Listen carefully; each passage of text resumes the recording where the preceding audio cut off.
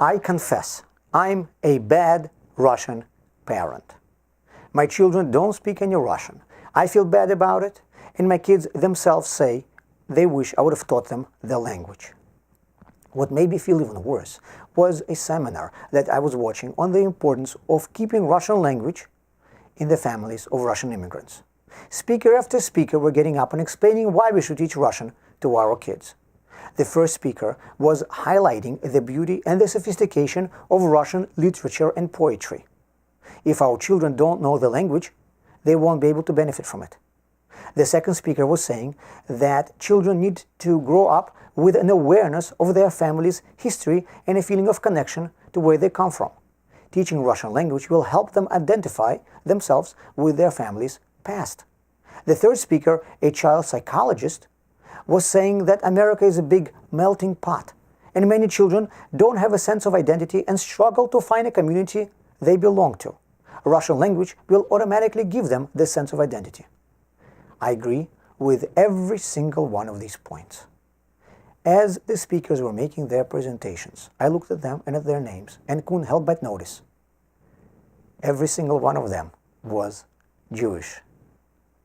And most of the people in the audience were Jewish as well.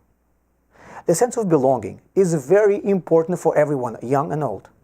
But which community will your children and grandchildren belong to?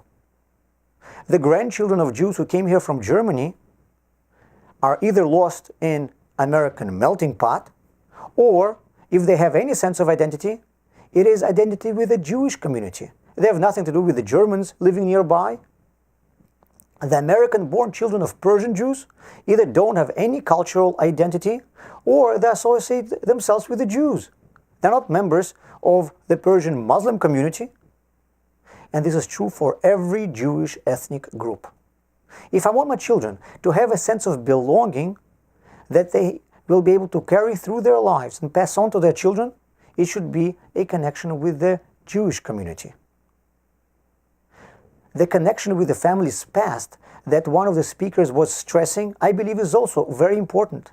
Our ancestors spent many centuries in Russia, but looking at it with the backdrop of the Jewish history, while in Russia, they were just passing by.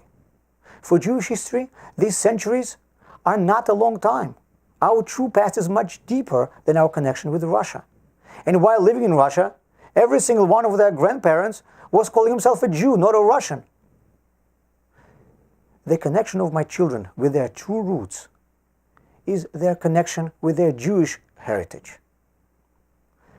Russian language has an immense amount of literature and poetry, and it is going to be very sad if our children won't appreciate it. But there's no culture that has more literature than Jewish, and the breadth of it spans from mysticism to history, from philosophy to financial law, from music to Talmudic debates. I am forced to say that it will be very sad if my children will not have a taste of this part of their heritage. At the end of the day, I realize that yes, I failed to pass on to my children a big part of my life that is associated with my immediate past. But I have introduced them to a much deeper part of their history and culture.